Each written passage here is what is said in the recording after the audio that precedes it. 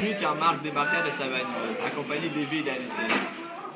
Mark avait fait exprès de mettre le service funéraire de son meilleur ami d'enfance un mercredi soir à l'autre bout de la ville. Il voulait s'éloigner le plus possible des médias. Il avait déjà de la difficulté à effectuer son deuil. Il ne voulait pas, en plus, des journalistes qui viendraient lui demander ce qui était réellement arrivé à son défunt ami. En fait, tout ce que Mark savait, c'était que Connor avait pris l'avion 2 mois plus tôt en direction de la Suède pour aller chercher le prix Nobel de la science. Depuis, il ne l'avait jamais revu. C'était la première fois depuis leur étrange et formidable expérience, en même temps que tous les trois étaient enfin réunis. Tout allait pour le mieux, chacun de leur bord, mis à part le deuil d'un être très cher pour Mark, Evie et Allison. Ils s'étaient donné rendez-vous à une station-service non loin de là et Mark s'occupait du voyagement. Evie avait de la misère à cacher sa peine. Cet homme lui avait apporté tant de choses dans sa vie qu'elle ne pouvait l'oublier. Il avait toujours été là pour elle.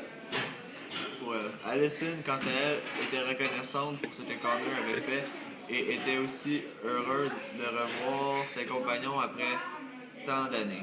Ils avaient tellement de choses à se dire, à se raconter, mais personne n'osait à peine bouger les lèvres. Ils étaient là, tous les trois, devant le bâtiment où était exposé le corps de Connor, à se regarder, ne sachant pas par où commencer. C'était grâce à Connor qu'ils s'en étaient sortis et qu'ils avaient enfin pu retrouver un rythme de vie normal sans toujours regarder à l'arrière. Il était l'homme qui les avait aidés plus que quiconque à tout ce qu'ils pouvaient à faire, c'était de rester plantés là, dehors, par un froid glacial. Evie fut la première à prendre l'initiative de rentrer au chaud. Une petite femme d'un certain âge les accueillit. Mark la reconnut immédiatement. C'était la dame dont on voyait le visage dans l'annuaire téléphonique avec qui Mark s'était entretenu au téléphone tout récemment. Ils remarquèrent très vite qu'il s'était trompé de date, que le service funéraire était seulement prévu pour le lendemain. Ils ne pouvaient avoir fait toute cette route pour rien. Cela ne pouvait être qu'un hasard. Au même moment, la vieille dame leur remit un colis qu'elle avait reçu 4 jours auparavant. L'expéditeur était nul autre que Connor.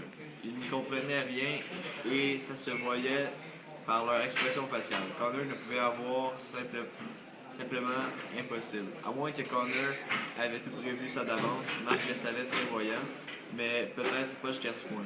Il savait donc qu'il allait mourir à un moment ou l'autre et que Mark, Evie et Allison iraient à ce salon funéraire. C'est ce qui était le plus troublant dans cette histoire. Mis à part les dealers de Chicago, Connor n'avait eu de malentendu avec personne d'autre. Qui aurait-il bien pu lui en vouloir? C'était la question que Mark, Evie et Allison se posaient. Allison vida le contenu de l'enveloppe sur le comptoir en marbre et découvrit un CD-ROM écrit sur celui-ci 2016-07-24.